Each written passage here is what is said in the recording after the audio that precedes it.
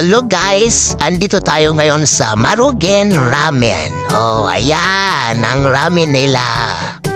So guys, andito tayo, kakain tayo. So guys, tara, pasukin natin ang loob ng Marugen. Hoy!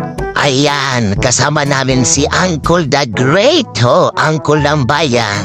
Ito pala yung ramen na best seller nila. Yan, so sa Nihongo ay Osusume. So guys, ayan, pasok na kami. At kami ay itutur o dadalhin kami nila, ituturo nila kami doon sa uupuan namin. At ayan, kami ay pipili na ng aming mauupuan. Charot! Ayan, yawa, oy, ayan, oy, nakapili na kami ng aming higaan. Ay, mesa pala. So guys, ganyan ang pag-order dito sa Japan, tablet lang yan. So guys, dito kami pipili ng aming mga pagkain. So ayan, mayroong 940, may 830, may 690. Napakamurang pagpipilian yan. So guys, yun, pili lang kayo pag may magustuhan kayo. Ito naman yung gyoza, binawang binalot na bawang at saka karne.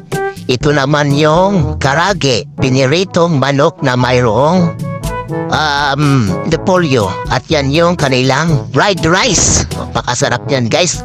Ang palibot ay itlog. So dito lang tayo pipili. Yan guys, susubukan natin yan. At dito naman, wala na kayong pagpipilian.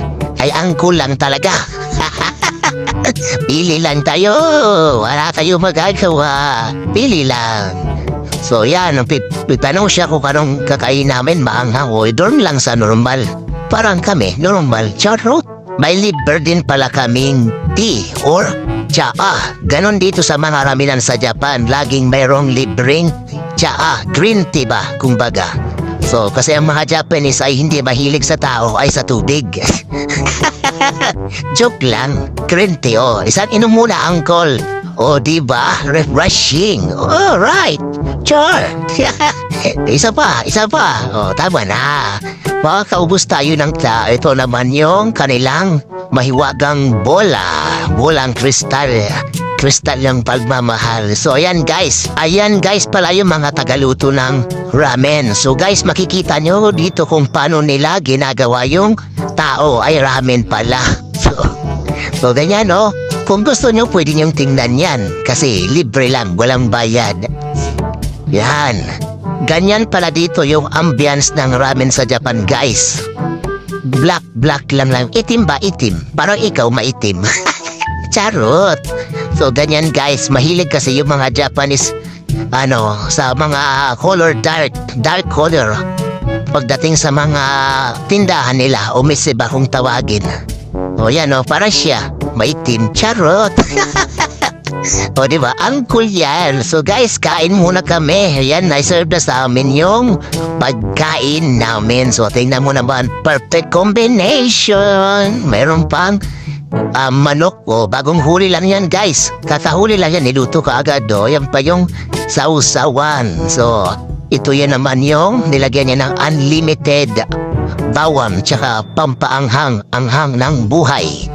Yan guys, matuyo-tuyo yan, malagkit na tuyo. Sarap yan. So guys, tikman natin. So, naglaglag yung bawang. Ito naman yung gyoza. Napakamahal ng gyoza nila. 3 piraso lang ang aming kayang bilhin. So, ito pa guys. So, ayan, hinalo-halo niya. Nagmekos-mekos na siya guys. So, ayan na, mekos-mekos. Sige pa. Mekos-mekos na mga insan. Ayan na mga insan. At kinalo niya na. Ayan na, haluin na. Yan mga insan, imekos-mekos na ni Uncle yung kanyang ramen. So guys, yan pala yung in-order naming tawag nito. Yan, unang subo ni Uncle. Yan, perfect. Alright.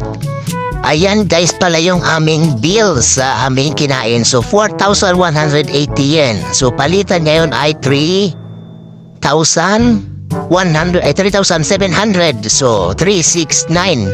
So we get 1,000 pesos lang ang aming nagastos. Sulit!